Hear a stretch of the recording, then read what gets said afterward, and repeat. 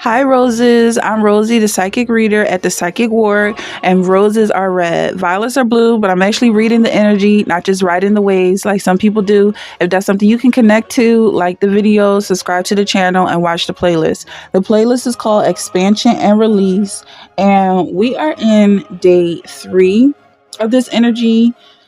So let's get into that. Day 3, they tried to knock you down, but you rose up anyway. Something threw me off about this because I feel like someone kind of got ahead of themselves. Like you were skipping steps, and the step that you skipped was really important. So it feels like the whole trial, like the whole whatever you're moving towards, is almost like it's thrown off because of the step that you skipped. And somebody wants to go back and correct it, but I feel like it's too late. I feel like you gotta keep moving forward and just pray that that wasn't too important, whatever you missed. But I feel like you're gonna see it. The next step is gonna be like, well, actually, there wasn't a step there, and you could have actually fell through the staircase if you didn't skip over it. Like I feel like you have a way can things work out without having to go back and fix things and do all of that. So someone tried to knock you down, but you rose up anyway. And that's what I feel like you avoided. You avoided something that could have got you tangled up. It could have been something you were forgetful about, like or you went into a room and you forgot what you went in there for. But it's just like, we'll keep on moving. Just sit down and enjoy this view, or whatever the case is, because whatever it is that you forgot is something you really don't need to be worried about. We have rowdy here, attentive.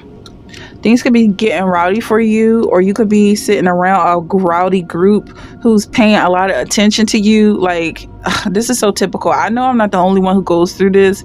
If you're in the same space for a while, you may start to draw a crowd.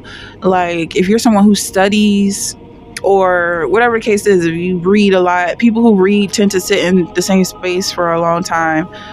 But this vibe is also coming from someone who drives, but you're technically moving. So I don't know if maybe you play video games and you're driving in those video games like GTA or something. But there's something about you could have lost your life. I know I'm not reading for a video game, so I feel like it could be an analogy of just keep moving forward, because there's somebody in the background who was trying to get you caught up, even if they came off as a friend. Like, I feel like, yeah, there's deceit here and there's vain. Well, this says decisive, but then there's vain coming out.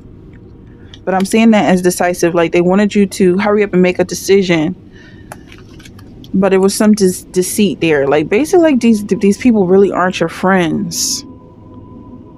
But it seems like it's obvious.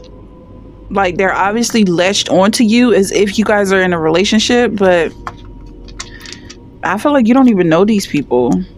And there's something annoying about, yeah, like they want to slow you down. I feel like whoever did, like, this vibe is like they're riding your energy to follow you somewhere, maybe follow a point you're making, but it's in your thoughts.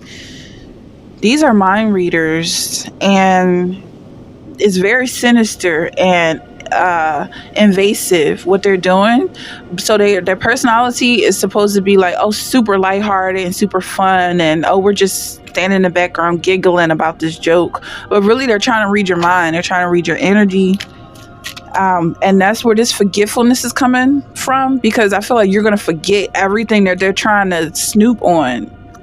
And just for a moment, you just completely forget, what the heck was I thinking about? It's because these people don't have no business knowing what you know, and they can't read a forgotten thought. So it's going to throw them off. They're going to walk away suddenly. Okay, look, these people in the background, like, that's the vibe I'm getting. Like, you're working on something, and then you're like, huh, what was that? And you look up, and it's like nobody there. Because I feel like they catch the vibe very quickly and they walk away. But it's some people that's like giggling in the background as if, you know, they're just fun, goofy, quirky people. But reality is they're really trying to figure out what you're doing. Like, they want to get a patent or try to steal your patent in some way. This rowdy people paying attention to you. So that's really significant here. some rowdiness. Then you have Adam and Eve, the lovers. So the group could be, they could be a couple. Whoever this is in the background, whatever it is, like they could be, I feel like they're together on this. That's what I'm reading. Like the vibe is like you're being put in a position of like a snake. Like they're kind of casting you out like a snake. Or they're trying to make it seem like what you're doing is sneaky. Because you forgot. I don't know. Then you have 6 of candles here. Oh yeah, so there's something, because earlier, something about you, if you're watching a playlist, like if this is all your energy, there was something about someone letting go of a grudge. So I feel like it's that grudge that people are trying to figure out what you were upset about, but you don't even remember. Like somebody is just so desperate for a personality that they're trying to pick up your plight, but I feel like you already let it go. They want to fight your battles, but you already let God take over. Yeah, because there's some issue of them trying to break through your walls. And then we've got this guy sitting in a cave, like, it's like he don't even have walls. He's like, some people, it's like, I'm an open book. Whatever you see, I wrote down. There's nothing secretive about this. Especially when it comes to thoughts, I feel like they feel like they're stealing something from you that you don't even realize you're thinking. Like you're the one thinking these thoughts that they're stealing, and you can see them getting excited about thoughts that you're having. So I don't know. It feels like they're being exposed because people who go through this have been put off as the one that's crazy. Like when it comes to the snake here, like they've made it seem like for so long the person who complains about their thoughts being read is the crazy one. In the background taking notes. And that's the vibe I'm getting. Like they're the ones being exposed here because like, what else are you doing? You're not working. You're just standing behind me. What are you doing? Okay.